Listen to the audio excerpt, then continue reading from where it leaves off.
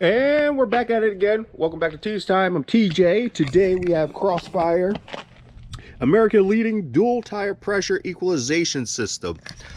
So the purpose of this is to equalize the dual tires so they have the same air pressure. I have a 110 psi kit. They come in different psi ratings, but when you're driving down the road, especially like the inside tire, like depending on like how much you're using your brakes, the heat builds up in different spots. So like the inner tires air pressure might be different from the outside tires, the temperature, which makes the contact patch different. It can wear out tires quicker, but you just want to make sure, or you don't really necessarily have to, but this is just add some longevity to the tires and just make them last a little longer, and just make sure the tire pressure is the same, so you get the same contact patch and we're not eating up a tire while we're riding on one tire. So keep that in mind. It's up to you, but I'm going to show you how to do the install.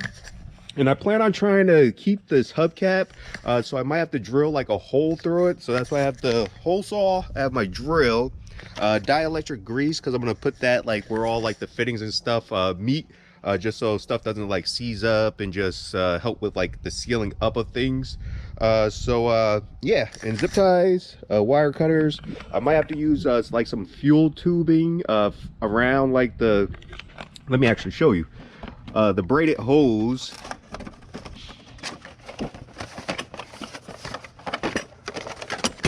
And this is the kit, the Crossfire, but like when this hose is passing through going to like the inner tire, they tell you in the instructions to add like some rubber hose around that so it doesn't chafe, or if you have like rock and debris, it's not eating and tearing that up.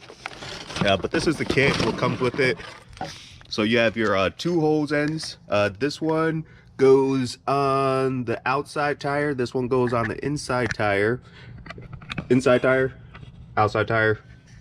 And then it has an indicator, so it lets you know, so you can easily check your tire pressure also from this, and then fill from this one valve versus having to do the two. So it'll be mounted like something like so. So I just have to figure that out. And also, it comes with brackets. So the brackets are hidden behind these little flaps.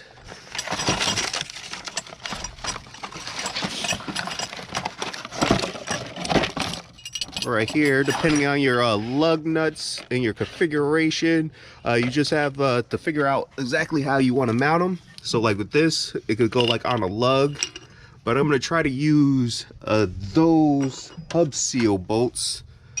I'm thinking like something like that, and then have it mounted on top. Put this down.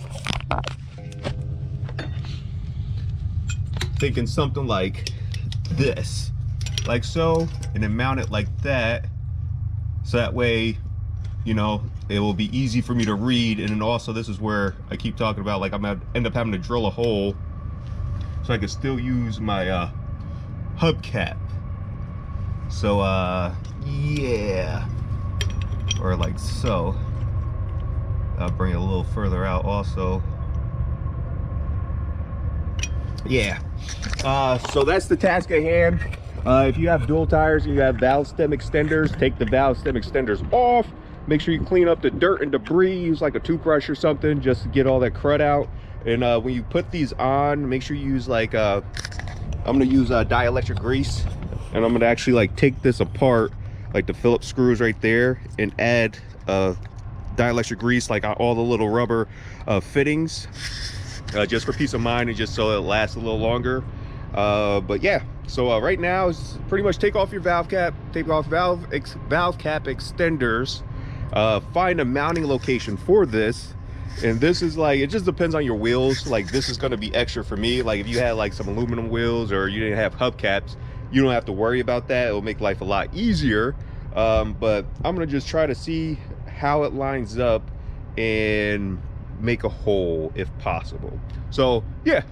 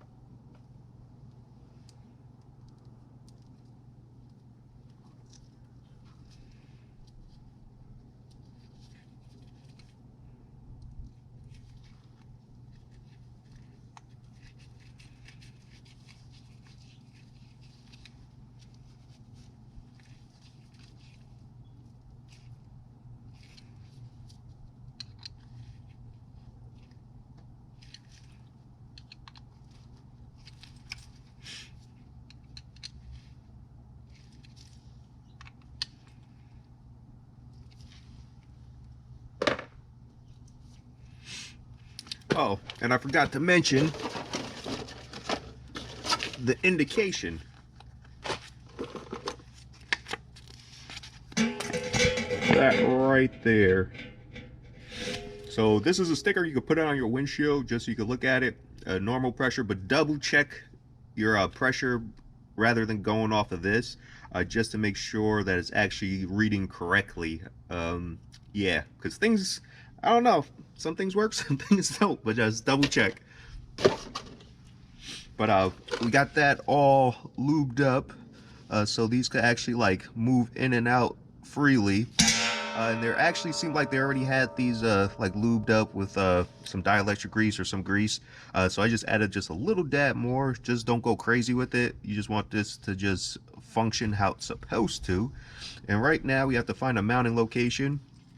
So this is the bolt. Like you could put some dielectric grease or anti-seize or something else on that, just to prevent having a headache.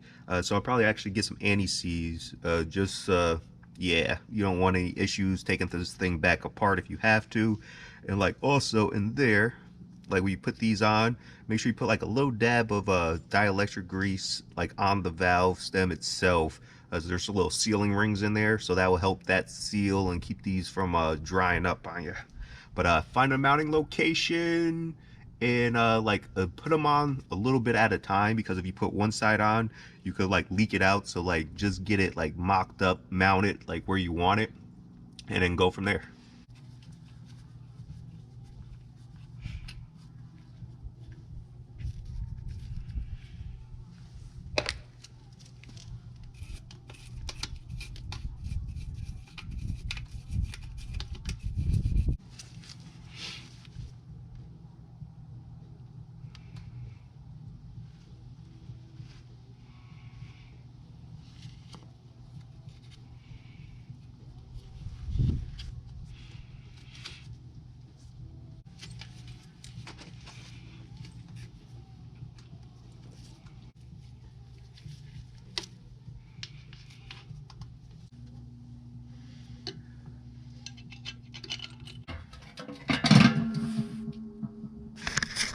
All right, where we're at right now, I need to get another 4-inch hole saw.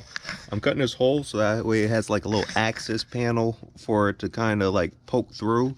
These hoses right here, I'm gonna put the coolant hose on those just to keep them from chafing and rubbing and there's no damage. But like when this is installed, these should fit right behind the hubcap without any issue. So I'll still be able to mount those, and then the hole is just for this to fit through. I was trying to mount it like down below, but then I would end up having to drill into here and then interfere with like the mounting surface. So that wouldn't work. So like this, I believe is going to be like the best setup. And when you're tightening those valve stems, once it stops leaking air, do another 1 turn to 1.5 turn. And then as you can see on the indicator, it's black as it's below air. That's to be expected, just because like when I was putting that on, air was leaking out. So just make sure you're kind of quick about it, so you don't lose too much air. And then once you're done, double check to make sure that this valve is actually reading the correct pressure. Put a tire pressure gauge on that. But we'll be back with another hole saw. I chewed this one's like chewed up, as you can see. Like those are supposed to be jagged teeth, but they're pretty flat. So I need to make a parts run. So when I get another hole saw, we'll continue this, and we're gonna just do the same thing on the other side.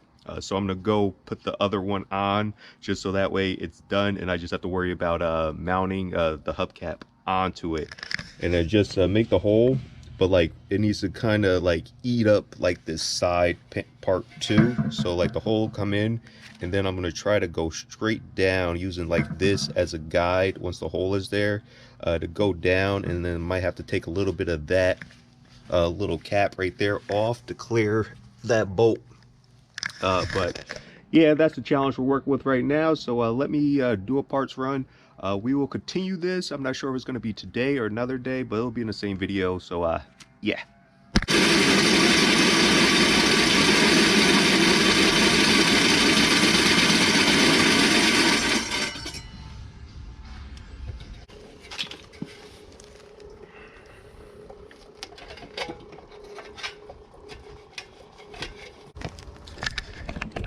and bada boom, bada bing. It's in, it's installed, it's finished. Yeah, I put a hole. It looks a little ugly, but it's not as ugly as just the steel wheel by itself. And the hole is big enough so that way I could gain access to fill air if need be without having to take off like the whole hubcap. So this is good. And before you put your hubcap on, if you do have hubcaps, make sure you check for leaks with some soapy water solution just to be sure, so you don't have like leaks. So like I already tested, we're good. I already put like air in, so like the temperature is fluctuating. So when you see red, it's the 10 psi over 110 psi, and this is on yellow. There's like lines when it's centered, that's supposed to be 110, and if it's black, it's less than it's 10 psi less than what it should be. So like that's pretty cool. But also double check with an actual like a good quality like tire pressure gauge, just so you can verify to make sure that that's reading accurate. Don't just fill based off of that. Like if it's off like a little bit, just actually like check with a tire pressure gauge just to double check, and then you could just go off of that. But yeah, we're done. It was worth the hassle. I think I went through 1, 2, 3, about 3.5 hole saws. I had the correct one. This one was actually made for stainless steel, so that made like life a little easier. But with that, just go slow. We're dealing with stainless steel, slow, and add like some water or something to just kind of keep it cool. But yeah, it's raining. I'm about to get out the rain. About to continue on to the next project. So I'll see you next Wednesday. So until next Wednesday, it may put up a fight, but if you keep on going, it's a matter of time, you're gonna get one win. So I'll see you next Wednesday. Peace, TJ.